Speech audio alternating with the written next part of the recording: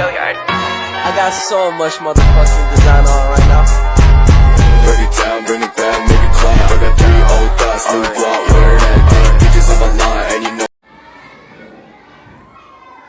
Assalamualaikum warahmatullahi wabarakatuh. Selamat pagi menjelang siang.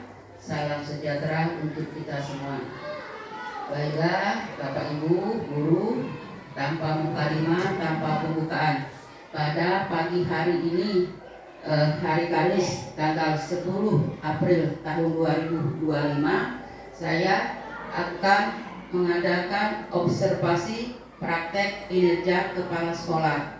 Yang dalam hal ini akan saya tunjukkan langsung kepada pengawas bina saya, yaitu yang terhormat Bapak Ponijan MPD. Baiklah Pak, pada pagi hari ini observasi yang saya lakukan yaitu dengan judul memandu perencanaan pembelajaran yang ada di SD 6 Air Kubang.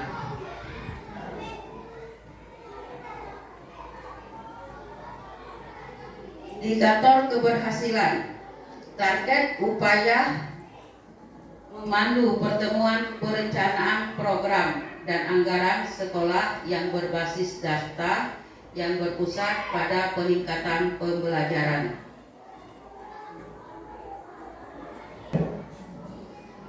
Target perilaku kepala sekolah, memimpin diskusi dengan fokus pada pencapaian tujuan yang ditetapkan secara efektif dan efisien.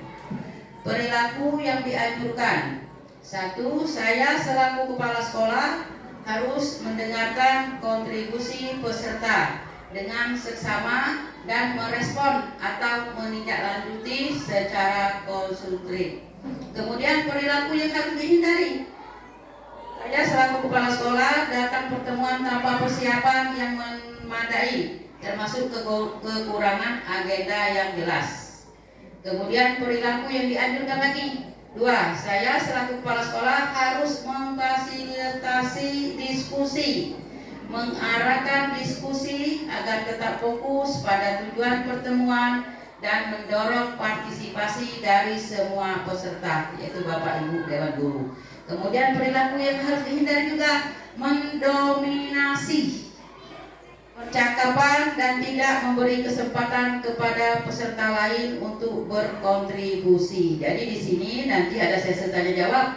Saya selaku kepala sekolah memberikan kesempatan. Jadi saya tidak mendominasi atau saya hanya ingin minta didengarkan pembicaraan saya saja. Nanti ada waktunya kita tanya jawab. Jadi ada kontribusi timbal balik. Kemudian perilaku yang dianjurkan lagi di dalam memimpin diskusi ini yaitu 3. Saya kepala sekolah memberikan ringkasan yang jelas dari hasil pertemuan dan tindak lanjut yang diperlukan.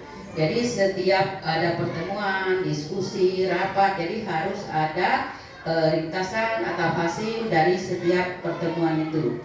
Kemudian perilaku yang dihindari selanjutnya, mengizinkan pertemuan berlangsung terlalu lama atau tidak selesai tepat pada waktunya. Jadi di sini harus dihindari. Selaku kepala sekolah yang memimpin rapat atau diskusi mengulur-ulur waktu yang tidak tepat waktu, jadi itu harus dihindari.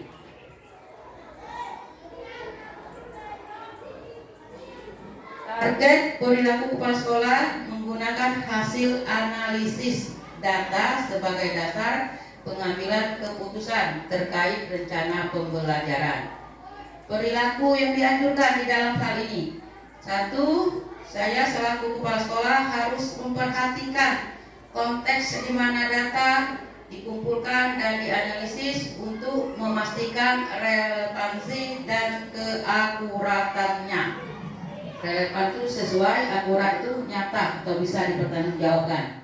Kemudian perilaku yang harus dihindari, membuat keputusan penting tanpa persiapan yang solid atau hanya berdasarkan intuisi.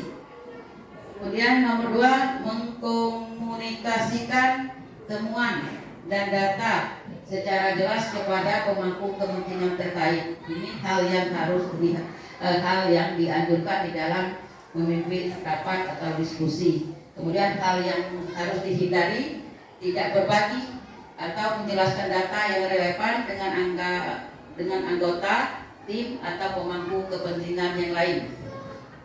Kemudian perilaku yang dianjurkan lagi yaitu mengevaluasi keputusan yang dibuat dan bersedia menyesuaikan rencana berdasarkan data baru atau tren yang muncul. Kemudian perilaku yang harus dihindari, menolak atau merevisi keputusan meskipun data baru menunjukkan kebutuhan untuk perubahan atau penyesuaian. Ini harus tidak boleh dilakukan. Jadi apabila harus direvisi, harus direvisi. Jangan menolak perubahan.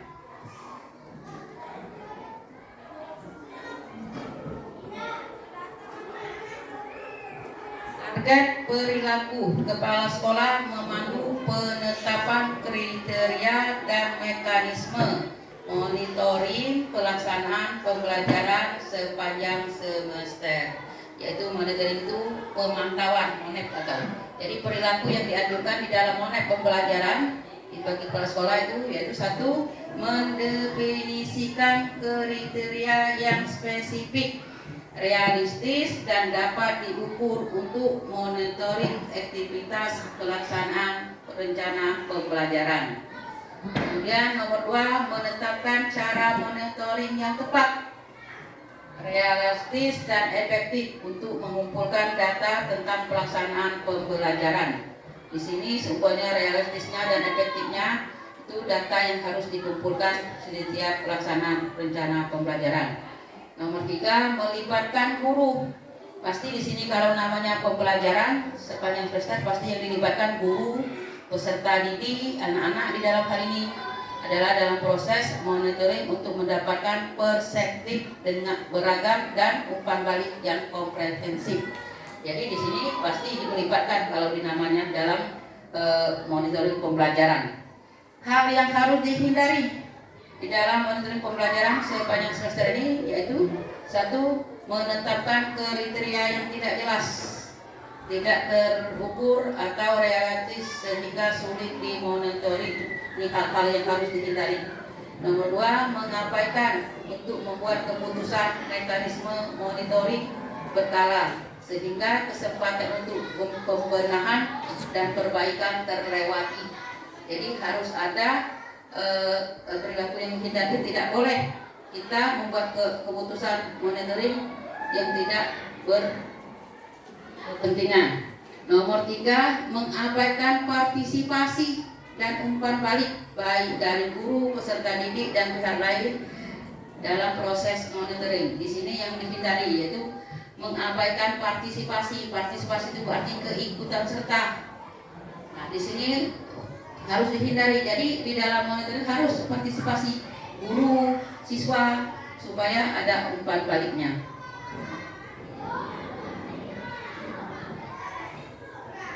Ini adalah salah satu foto kegiatan praktik kepala sekolah dalam memandu perencanaan pembelajaran. Sangat penting guna meningkatkan kualitas pendidikan di sekolah, tentunya di sekolah yang saya pimpin yaitu SD 6 Air Kumbang.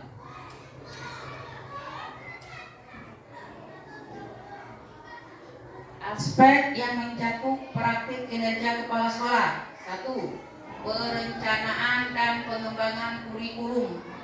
Perencanaan dan pengembangan kurikulum adalah proses penting dalam sistem pendidikan yang bertujuan untuk menciptakan kurikulum yang efektif dan relevan dengan kebutuhan peserta didik serta masyarakat.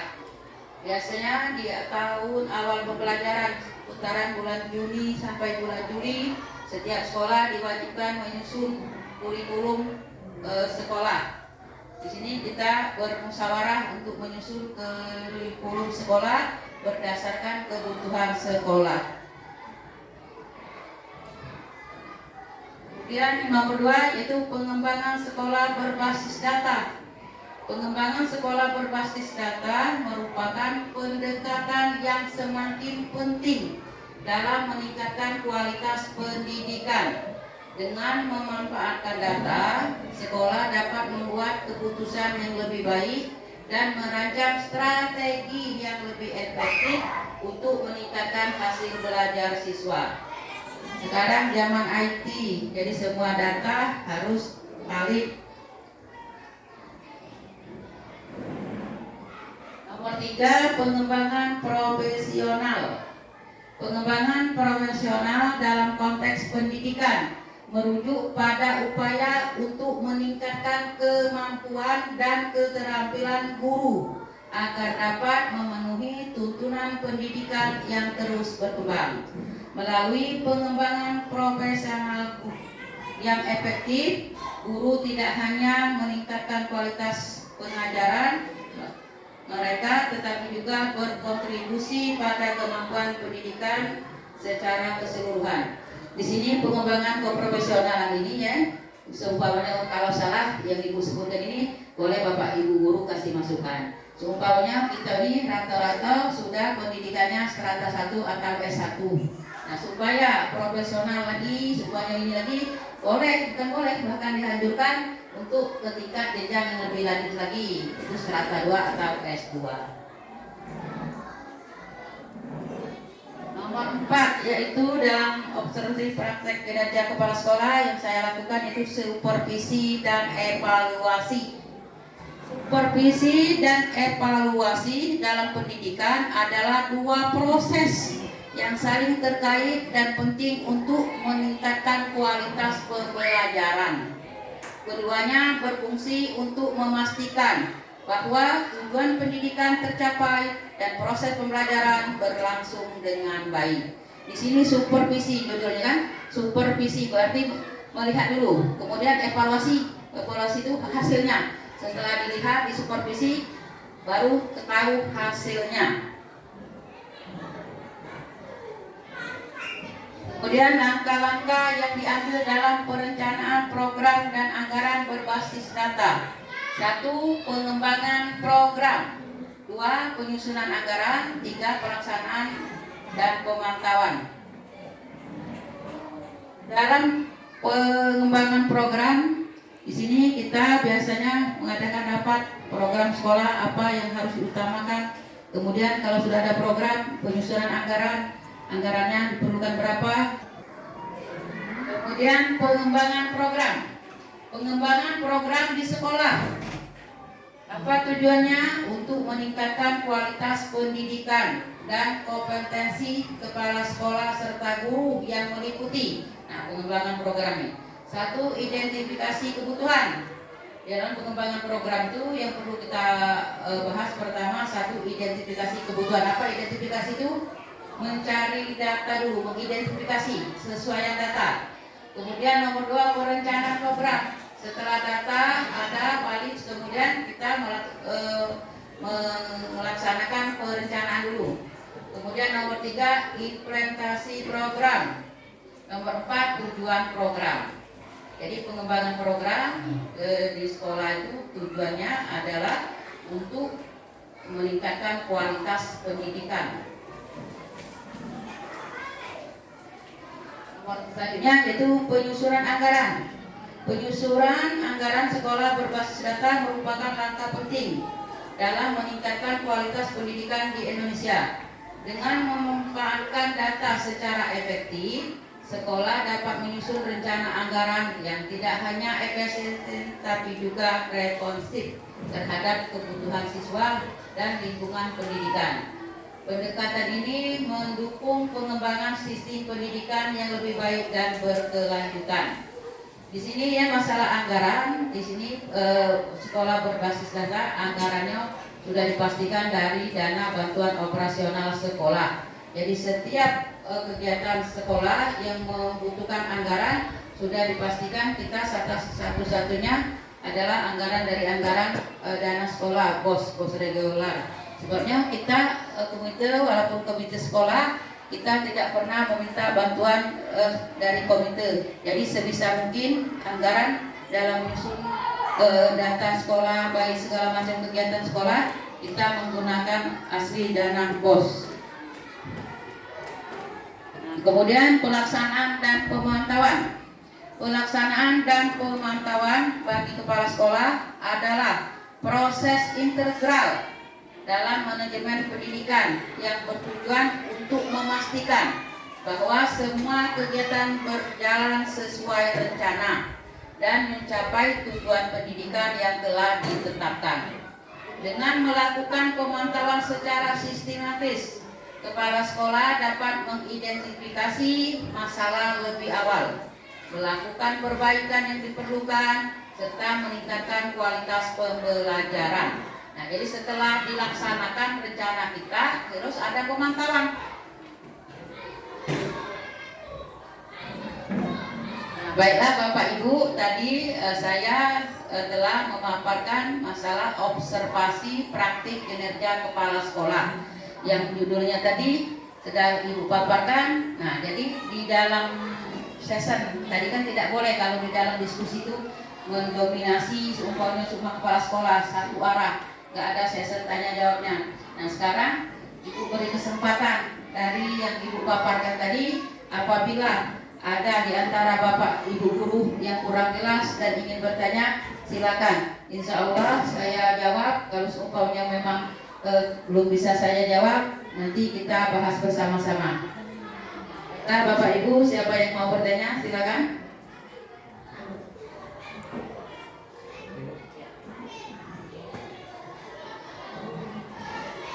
Izin yang terhormat Ibu Kepala Sekolah, Ibu Sri Susilawati, SPDSD selaku Kepala Sekolah kami di SD Negeri 6 Payakumbuh yang kita cintai dan kita banggakan ini. Di sini Bu, saya sebagai guru perlu memahami tentang praktek kerja kinerja Ibu sebagai kepala sekolah, yaitu memandu perencanaan pembelajaran. Di sini yang perlu kami pahami, apa saja sih Bu yang harus dipertimbangkan oleh kami sebagai guru pendidik saat membuat perencanaan pembelajaran itu Bu. Nah, itu yang perlu kami pahami. Tolong berikan kami penjelasan. Terima kasih Bu. Baiklah, terima kasih juga Pak Wayan. Ini Pak Wayan Lanus adalah guru kelas 6. Baiklah Bapak Ibu guru dari kelas 1 berarti sampai kelas 5, siapa yang bisa memberi jawaban atau yang bisa menanggapi? Silakan dulu dari Bapak Ibu selain Pak Wayan. Pak Wayan kan mengajukan pertanyaan. Nah, jadi nanti seumpamanya ini baru Ibu yang bahas.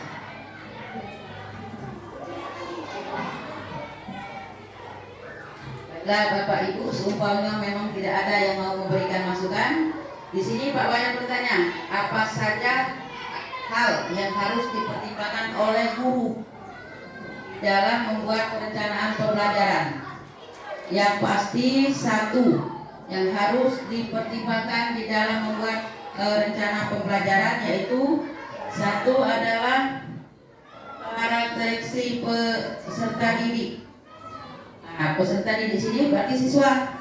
Di dalam kamu membuat rencana pembelajaran itu seumpamanya harus sesuai dengan karakteristik siswa. Siswa itu apa Pak?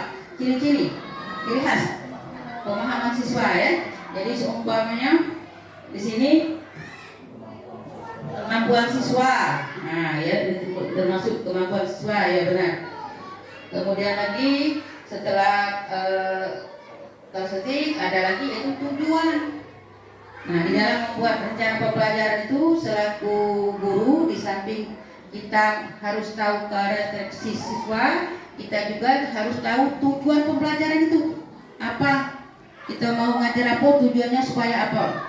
Kemudian tujuan pembelajaran sini misalnya merumuskan kurikulum, menggunakan kurikulum apa, kemudian memahami kondisi waktu mengajar. Kemudian setelah itu harus ada strategi. Strategi itu cara. Bagaimana cara kita atau strategi kita supaya di dalam menyusun rencana pembelajaran itu bisa dicerna oleh anak-anak, efektif dan efisien serta berguna. Kemudian lagi yang harus dipahami yaitu memilih metode pembelajaran. Zaman sekarang sudah canggih, IT banyak. Seumpamanya memang memadai, boleh menggunakan Infocus, boleh menggunakan sarana prasarana sekolah yang ada di sekolah. Kemudian lagi setelah itu tahap-tahap yang harus dilalui, yang terakhir mengadakan evaluasi. Jadi setelah direncanakan, diterapkan, kemudian dievaluasi rencana pembelajaran, ya apa hal-hal yang harus disusun di dalam melaksanakan rencana pembelajaran. Jadi pertama tadi berdasarkan karakteristik siswa, kemudian nomor selanjutnya tadi Pak apa tadi? Berdasarkan tujuan, apa tujuannya? Seumpamanya Bapak Ibu menyusun rencana pembelajaran itu setelah mengetahui karakteristik siswa masing-masing, kemudian tujuan itu apa? Kemudian lagi setelah itu strategi, cara. Kemudian lagi ada lagi namanya metode mengajar. Kalau zaman dulu mengajarnya, Ibu baru-baru ngajar dulu tahun 91, rata-rata satu arah, yaitu cuma guru yang dominan. Sekarang kan anak-anak bisa melakukan ekspresi masing-masing. Kemudian setelah semuanya selesai, kita harus ada evaluasi. Apa yang kita rencanakan tadi berhasil atau tidak. Setelah evaluasi, pemantauan, ya. Nah, jadi seumpamanya tadi Pak Wayan tadi langkah-langkah di dalam menyusun rencana pembelajaran tadi kan, apa yang harus dilakukan selaku guru. Jadi kesimpulannya satu tadi Pak harus ada berdasarkan karakteristik siswa. Kemudian nomor 2 tadi tujuan pembelajarannya apa. Kemudian nomor 3 kurikulum, strategi, cara ya. Nah metode. Kemudian evaluasi yang terakhir. Bisa dipahami Pak Wayan? Yang lain juga bisa kan? Yang maksud Ibu tadi bukan kalau dalam ini pasti bisa lah. Ini tadi jadi rencana secara garis besarnya. Secara garis besarnya rencana atau tahap-tahap yang harus dilalui di dalam menyusun rencana pembelajaran.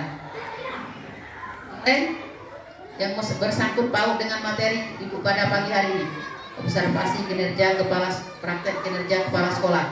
Yang mau bertanya lagi? Silakan.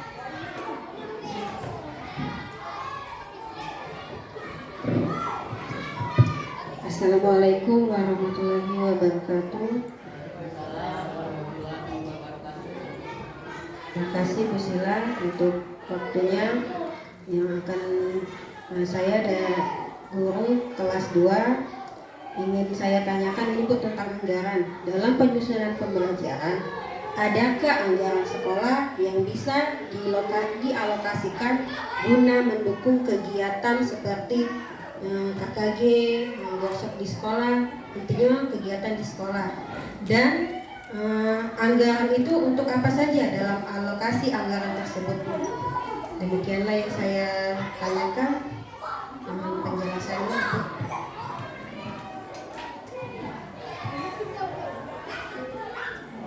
Terima kasih Ibu Ika Susanti, guru kelas 2. Baiklah Bapak Ibu guru yang lain yang bisa menanggapi, bisa memberikan masukan. Pertanyaan Ibu Ika tadi, adakah anggaran sekolah untuk alokasi anggaran sekolah untuk mendukung kegiatan pembelajaran. Nah, ya. Kurasa tidak perlu isu umpanya tanpa Ibu jelas kepanjang lebar, pasti Bapak Ibu guru tahu. Kita selama sekolah ini Ibu kan tidak pernah nyuruh kamu beli secara pribadi kebutuhan sekolah seperti ATK, spidol, buku, absensi semua kita sediakan. Berarti pertanyaannya tadi sudah bisa dijawab secara ini kasarnya, secara besarnya. Jadi adakah anggaran sekolah? Pastilah ada. Sebabnya dana bantuan operasional sekolah, BOS itu gunanya memang untuk operasional sekolah, bukan untuk kepentingan pribadi kepala sekolah. Jadi apapun yang ada di sekolah, terutama apalagi yang mendukung kegiatan belajar mengajar di sekolah, itu harus prioritas utama.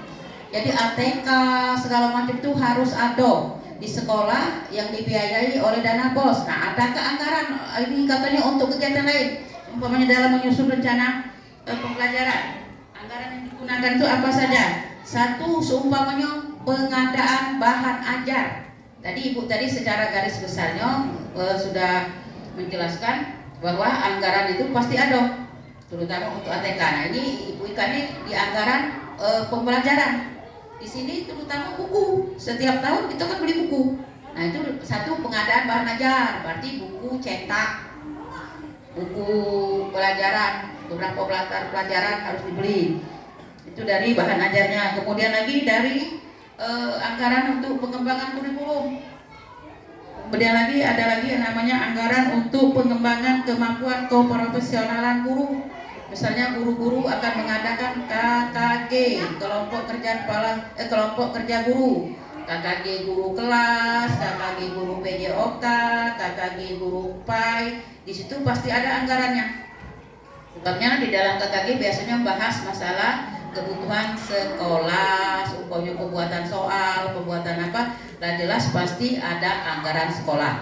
Jadi secara garis besar, secara global, Ibu jawab pertanyaan Ibu Ika tadi, adakah anggaran atau alokasi anggaran dana sekolah atau uang sekolah untuk dalam menyusun pembelajaran tadi ya, dalam anggaran pembelajaran pasti ada. Sebabnya itulah tadi dana pos itu gunanya untuk bantuan operasional sekolah, bukan operasional kepala sekolah. Salah kalau operasional kepala sekolah. Ini bantuan operasional sekolah. Jadi itulah tadi seumpamanya di dalam kegiatan belajar mengajar. Apa yang pertama? Itu pengadaan buku paket, terutama setiap tahun kita beli. Kemudian lagi apa lagi? Dalam pengembangan seumpamanya kurikulum. Kemudian untuk apa lagi? Untuk seumpamanya ada kegiatan KKG. KKG di sini kita SD ini biasanya tiga kelompok kerja guru kelas, kemudian kelompok kerja guru mata pelajaran. Di sini mata pelajarannya PAI dengan PJOK. Bapak Ibu, sebelum kita tutup ada lagi sesi tanya jawab, berapa Bob? Di samping nak tanya jawab masalah yang hari ini, kita akan yang lain memberi masukan semuanya. Tekan.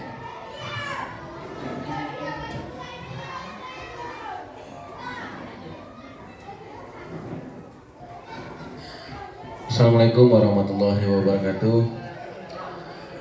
Yang terhormat Ibu Sri Silawati selaku Kepala SD Negeri 6 Air Kombang, dalam hal konteks pembiayaan atau penganggaran yang Ibu sebutkan dalam pemaparan tadi, saya sekedar menambahkan pertanyaan dari Ibu Ika Susanti SPD, bahwasanya setiap kali pembiayaan atau penganggaran sekolah yang dilakukan pada rencana kegiatan anggaran sekolah, dalam hal ini disusun melalui RKA sekolah berbasis penilaian dari raport mutu yang telah diterbitkan, bahwasanya di raport mutu tersebut ada kiat-kiat atau kegiatan-kegiatan yang masih perlu dukungan, masih perlu untuk diimplementasikan di sekolah melalui atau merujuk dari raport mutu yang ada pada pembelajaran di tahun pelajaran 2025. Contohnya untuk kegiatan di raport mutu kita lemah di literasi dan numerasi,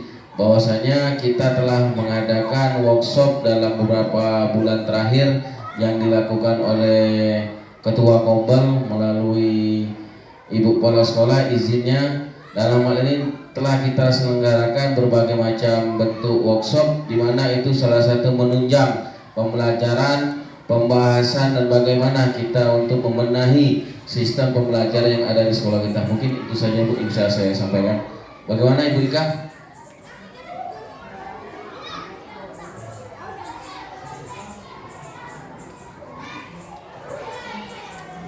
Terima kasih Pak Hendro. Pak Hendro ini di sini di samping guru ngapel pendidikan olahraga kesehatan, dia di sekolah juga sebagai operator sekolah yang menyusun RKS bersama saya. Jadi di situ dianggarkan. Jadi yang bersangkut paut dengan kebutuhan sekolah pasti ada anggaran sekolah. Dan Bapak Ibu, ada lagi?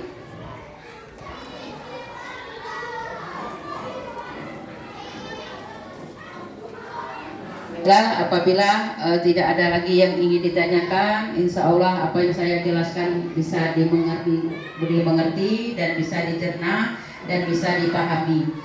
Saya pada pagi hari ini, hari Kamis 10 April 2025, kepada yang terhormat Pak Pengawas Bina, Pak Polijan MPD, itulah tadi paparan saya pada pagi hari ini. Segala kekurangan dan keterbatasan saya mohon maaf dan minta dimaafkan.